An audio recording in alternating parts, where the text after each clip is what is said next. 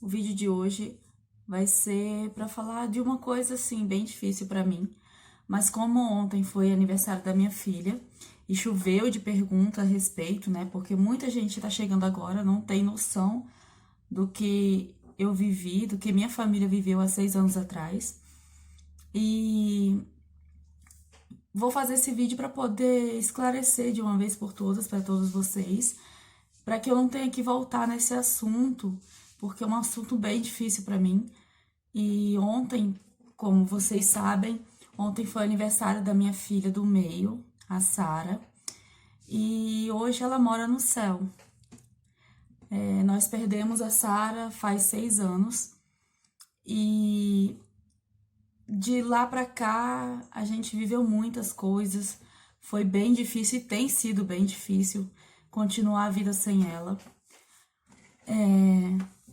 A Sara, ela tinha 4 aninhos. Nós a perdemos num acidente na piscina. E conviver com a ausência dela é bem difícil. Bem difícil mesmo. Muitas pessoas me perguntam como eu superei o luto. E a resposta que eu tenho é que luto eu acredito que não supera. Principalmente se é a perda de um filho.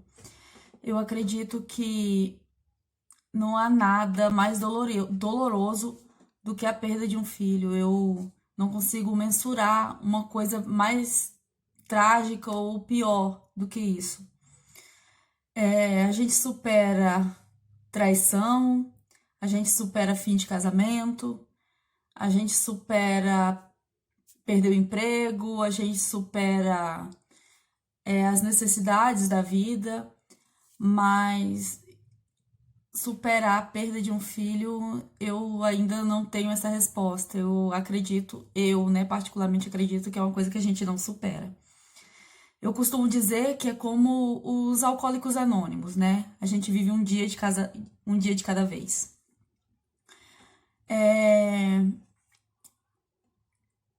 Desde que a gente perdeu a Sara, vou falar a minha experiência, né? O que eu tô vivendo, porque não foi só eu que perdi a Sara.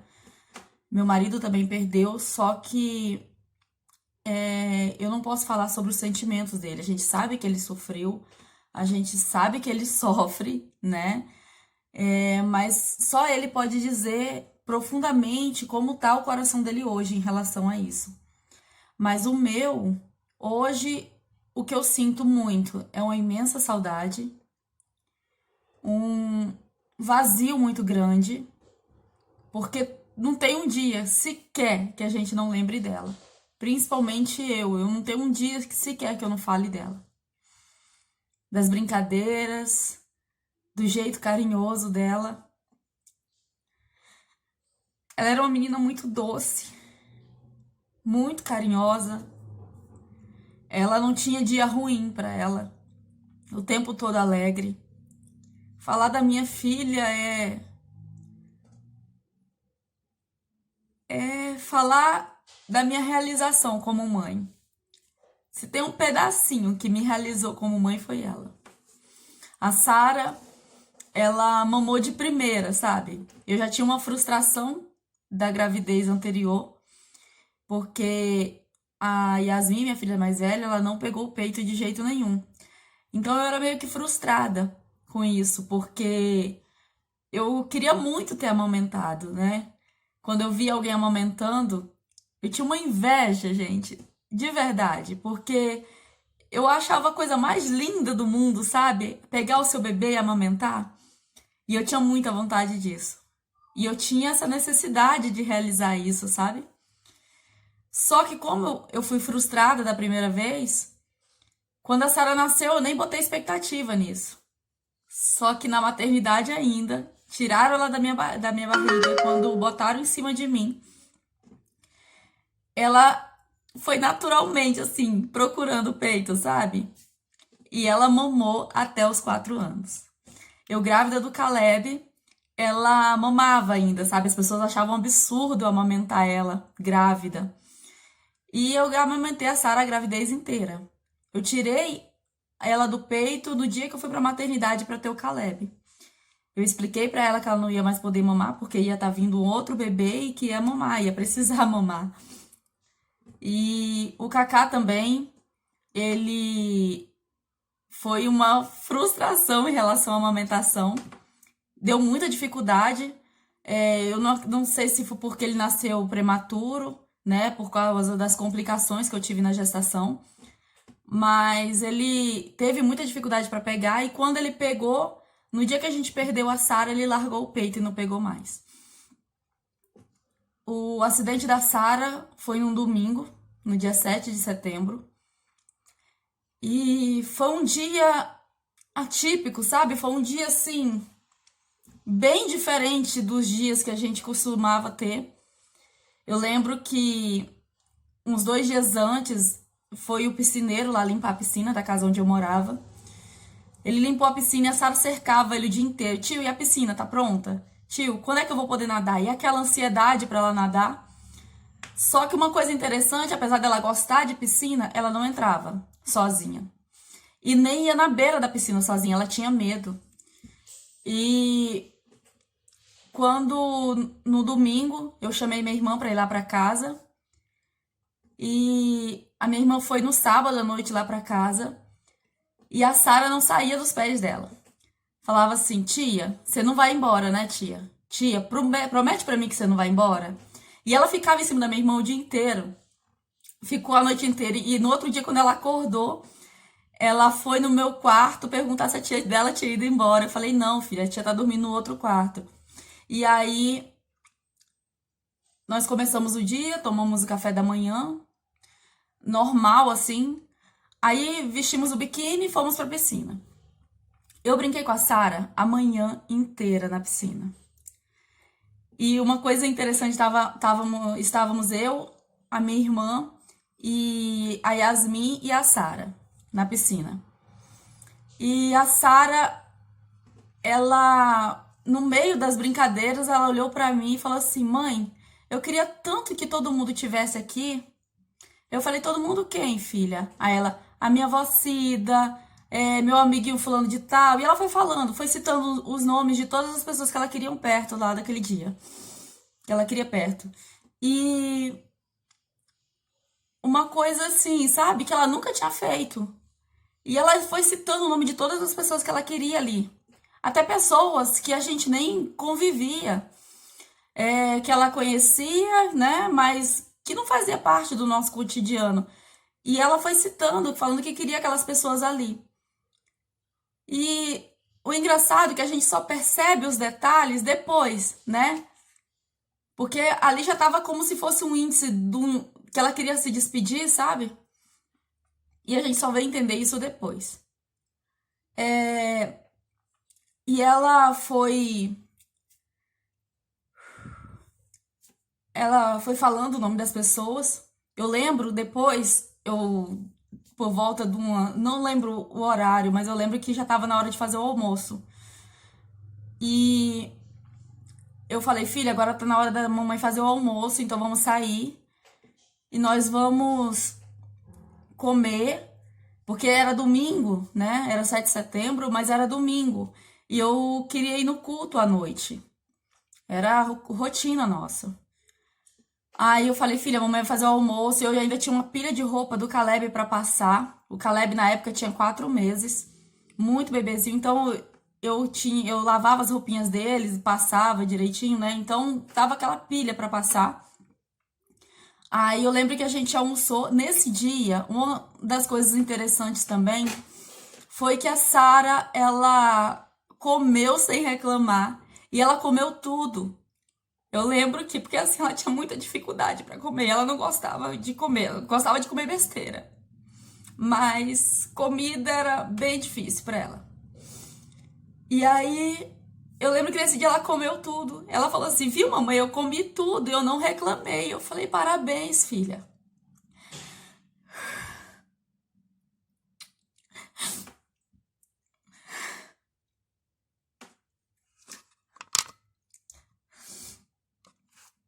Aí, terminamos o almoço, ela falou assim: vamos voltar pra piscina, mãe? Eu falei: não, filha, que agora a mamãe vai passar a roupa. Ainda falei pra minha irmã: não tira o biquíni, não.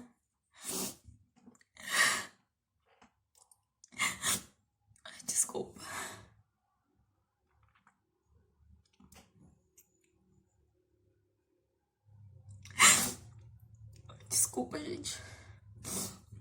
Não tira o biquíni não, porque depois que eu passar a roupa, se der tempo, a gente volta. Aí eu fui passar a roupa. Eu lembro que antes da gente sair da piscina, a Yasmin, ela gritava muito na piscina, aquilo começou a incomodar. Eu fui, tirei ela da piscina e botei de castigo. Aí,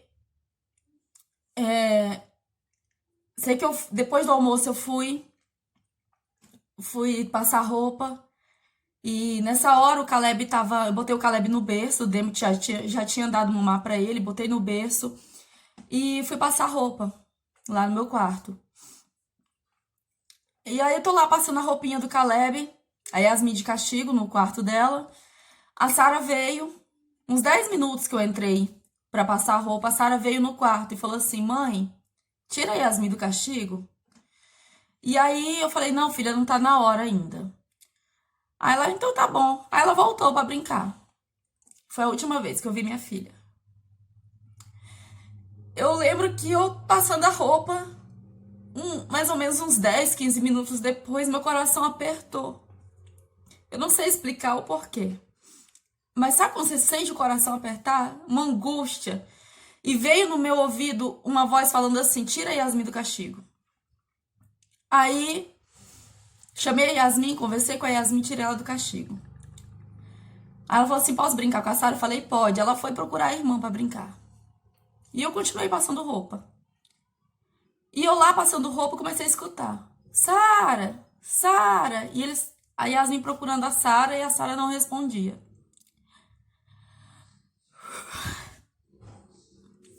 Aí a Yasmin veio no quarto: mãe, eu acho que a Sara fugiu. Eu falei: não, filha.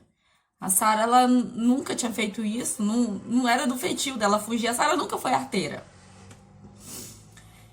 E quando a Yasmin, eu falei assim: filha, olha no quarto, vê se ela não tá dormindo, porque a Sara era assim. Ela brincava, e onde ela tivesse, desse sono, ela dormia. Aí a Yasmin foi em todos os quartos e não viu a Sara. Aí ela voltou: mãe, ela não tá. Aí eu falei assim: filha, olha na piscina. Aí na sala de jantar que tinha lá, tinha uma porta de vidro que dava de frente pra piscina. Ela olhou por cima assim: não, mãe, a Sara não tá na piscina. Aí eu falei: olha direito. Nisso, quando eu falei olha direito, já tava meu marido e tava minha irmã já procurando ela. Quando eu falei olha direito, eu escutei o grito da minha irmã. Ali eu já entendi tudo. Eu saí feito louca. Nessa hora, eu tava trocando a fralda do Caleb. Ele tava na minha cama, eu trocando a fralda dele. Quando eu escutei o grito da minha irmã, eu deixei o Caleb em cima da cama, com a fralda aberta, saí feito louca. Quando eu cheguei lá, já tinham tirado ela da piscina, meu marido sacudindo ela, e ela não acordava. Eu lembro que ele botou ela no chão, começou a tentar fazer respiração boca a boca, tentar massagear o peito dela, pra ver se voltava. E nisso eu tava no telefone ligando pro SAMU. E o SAMU, gente, se tem uma coisa que eu quero frisar nesse vídeo: pra quem gosta de fazer trote, não faça. Porque isso pode custar a vida de alguém, assim como custou a vida da minha filha. Porque eles fazem uma entrevista, sabe? No momento que você tá desesperado, perguntando a hora que foi o acidente, quanto tempo ela ficou na piscina, coisa que a gente não sabia explicar. E principalmente naquele momento de desespero. E aí, eu lembro que eu liguei pro SAMU, o SAMU eu vi que não ia dar em nada. Eu desliguei e gritei o vizinho, porque nessa época a gente não tinha carro. A gente tinha acabado de vender o nosso carro. E eu gritei o vizinho. O vizinho veio. Levaram minha filha pro hospital. Eu lembro que o vizinho falou assim: você quer que eu volte pra te buscar? Eu falei: volta, porque eu tava de camisola na hora. E aí foi o tempo dele levar meu marido com a Sara pro hospital. E ele voltou pra me pegar. E aí foi uma questão de uns 10 minutos. Ele voltou, eu fui pro hospital. Chegando no hospital, eu lembro que antes de eu ir pro hospital, a única pessoa pra quem eu liguei foi pra minha mãe. Gente, e eu sou um tipo de pessoa que eu não tenho número de ninguém decorado. Número de ninguém mesmo. E eu consegui ligar pra minha mãe, não sei nem como. Liguei pra ela, porque eu não liguei do celular, meu celular tava descarregando. E aí eu liguei do telefone fixo, consegui ligar pra minha mãe. Aí liguei pra minha mãe, falei pra ela o que tava acontecendo, pedia pra ela orar pela minha filha, pra minha filha não morrer. Até aquele momento eu acreditava que ia ser só um susto. Aí fui pro hospital. Chegando no hospital, eu lembro que veio umas moças, que eu cheguei lá perguntando sobre a criança que tinha sido afogada e aí vieram em cima de mim, me levaram para uma salinha e lá já estava o Gilmar nessa salinha. Eu lembro que eu querendo saber notícia da minha filha, querendo saber notícia da minha filha e ninguém falava nada. Aí veio uma mulher que eu não sei da onde e falou assim: calma, mãe, que eles estão conseguindo reanimar ela. Nessa hora eu dei um glória a Deus tão forte, porque nossa, eu tinha certeza que ia ser só um susto. Aí eu lembro que eu lembrei do meu filho em casa com a minha irmã, que tava desesperada também. Eu falei, meu Deus, eu preciso de alguém lúcido pra ir lá na minha casa. Eu preciso de alguém que esteja com a cabeça no lugar pra poder ficar com meu filho. Eu só pensava no Caleb, porque a minha irmã também tava desesperada. Aí eu lembro que a única pessoa que eu queria lá com ele era o meu amigo Marcelo. Eu lembro que eu falava pra Deus assim, falava, Senhor, eu falava só na cabeça. Deus, eu preciso do Marcelo. Pai, eu preciso muito do Marcelo aqui. E eu não tinha o telefone dele decorado.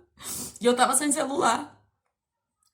E aí, do nada, apareceu uma mulher. E veio e se ajoelhou entre minhas pernas. Falou assim, Aline, fica calma que eu já liguei pro Marcelo, ele tá vindo. Eu nunca tinha visto essa mulher na vida. Mais ou menos uns 10 minutos o Marcelo chegou lá. Nesse momento que o Marcelo chegou, o médico entrou e disse que a minha filha não tinha sobrevivido.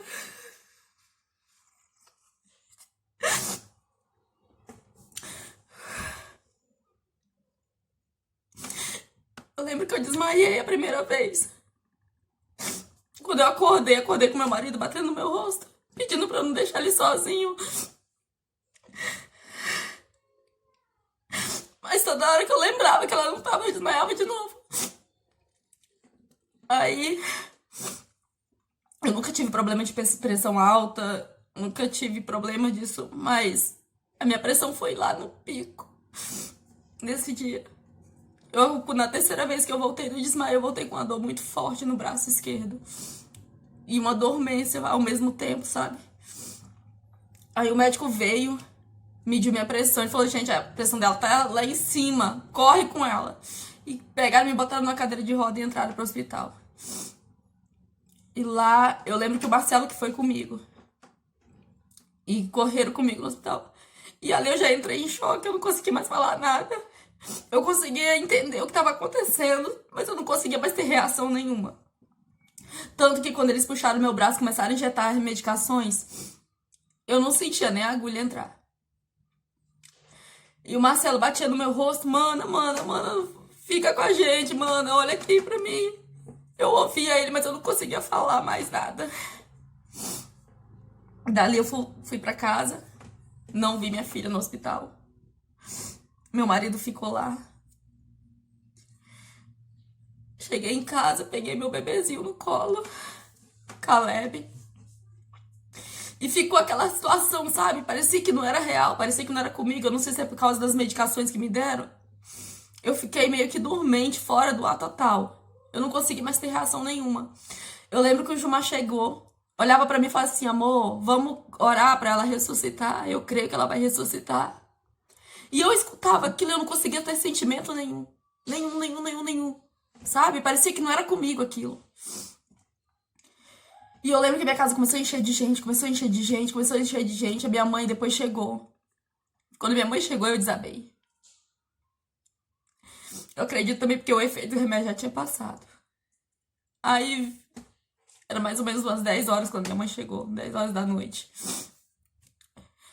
E eu lembro que, logo quando a minha mãe chegou, ligaram da igreja dizendo que o corpo dela já tinha chegado lá.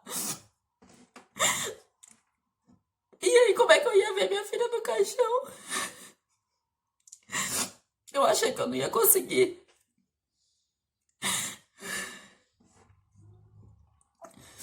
Aí coloquei uma roupa. Fui. Cheguei. Sabe quando você vai tirar um curativo, um esparadrapo, né?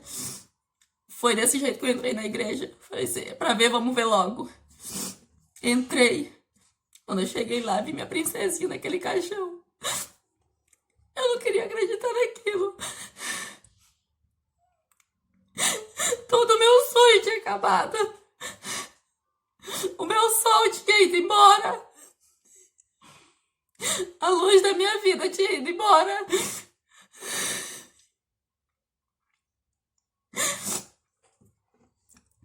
Aí, ficamos no velório. No outro dia, eu lembro que eu voltei pra casa, no meio da noite. Porque eu tinha o Caleb muito pequenininho, ele ainda, eu amamentava ele ainda. Tinha que cuidar dele. Aí, fui pra casa com ele, dei mamar. E eu lembro que eu tava tão cansada, tão exausta. Sei que eu apaguei que eu nem vi. No outro dia, eu acordei e eu falei... Eu acordei, eu tinha aquela sensação, aquela certeza que era só um pesadelo, sabe? Que eu tinha tido um pesadelo, mas que era só isso.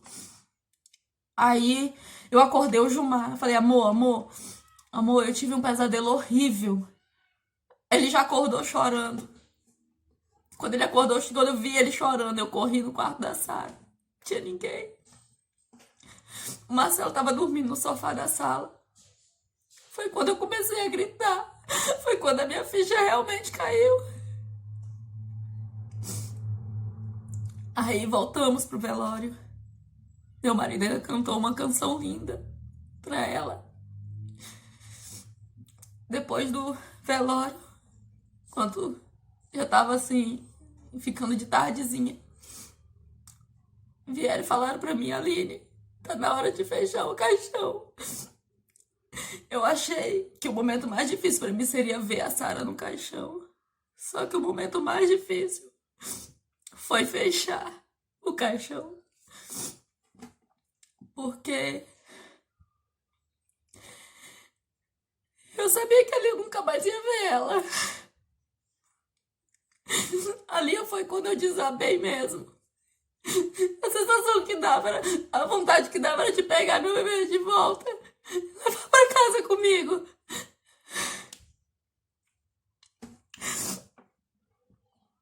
Aí, peguei a Sara não, desculpa. Aí eu fui no caixão da minha filha, abracei a minha filha, beijei a minha filha. E o rostinho dela gelado. Eu lembro que eu tinha impressão, assim, sabe? Que o olhinho dela tava abrindo. Eu acho que era tanta vontade de Deus fazer um milagre aquele dia. Só que nada.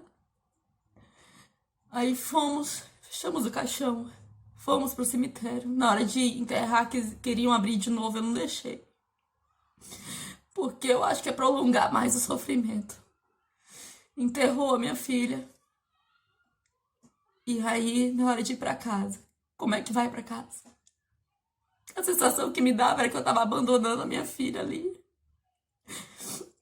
Por mais que a lógica, né, era que não tinha mais a Sara ali, que a Sara não tava mais ali. Ali era só o corpinho dela. Mas o meu coração não aceitava isso. Sei que enterramos nossa filha, fomos pra casa. E, gente, eu fui por meses no cemitério todo dia. E eu ia sempre à tardezinha, que eu sabia que não ia ter ninguém. Eu ia lá, chamava uma amiga minha, às vezes ia só. Eu ia no, sabe? Ia lá no túmulo da minha filha. Engraçado que até isso acontecer, eu tinha meio que medo de ir em cemitério, né? Depois que eu perdi minha filha, eu não tinha mais medo de nada. Eu ia lá no túmulo da...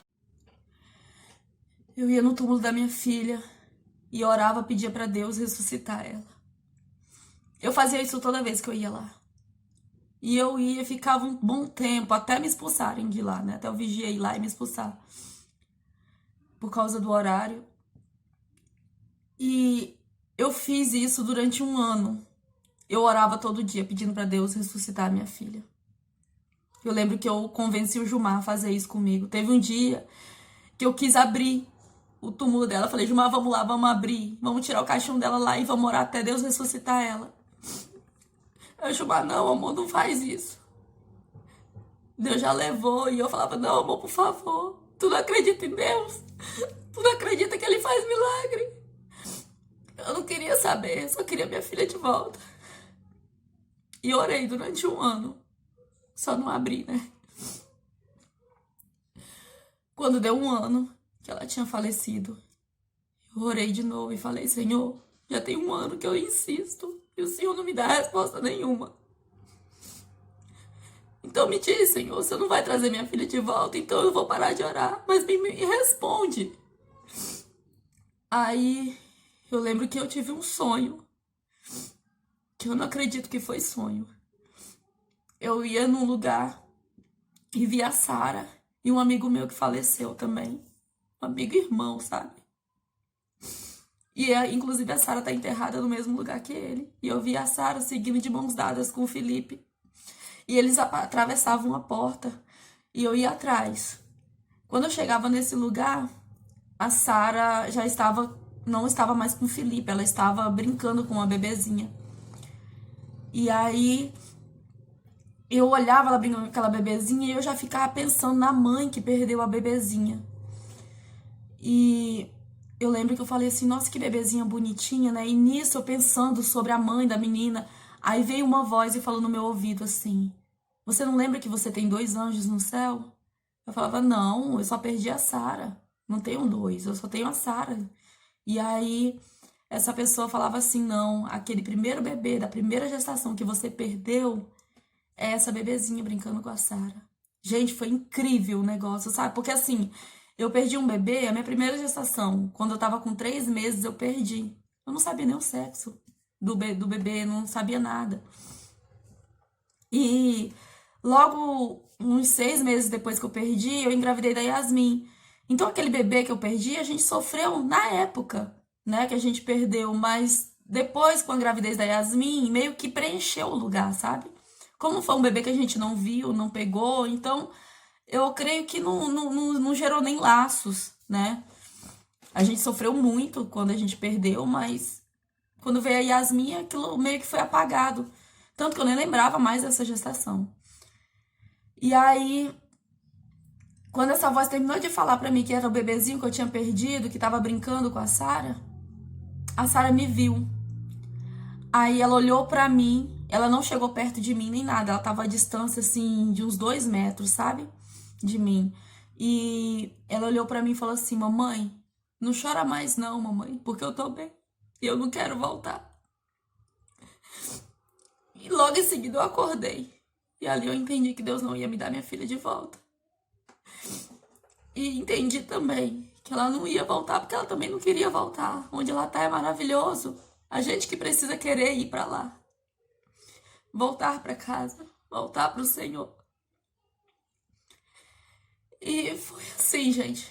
De lá pra cá, vivendo um dia de cada vez. Suportando a ausência dela um dia de cada vez. Lembrando dela com muita saudade. Com muito amor. E já se passaram praticamente 6 anos. Dia 7 de setembro agora vai fazer 6 anos. E eu acho que essa dor, sabe? Essa saudade doída não vai passar nunca.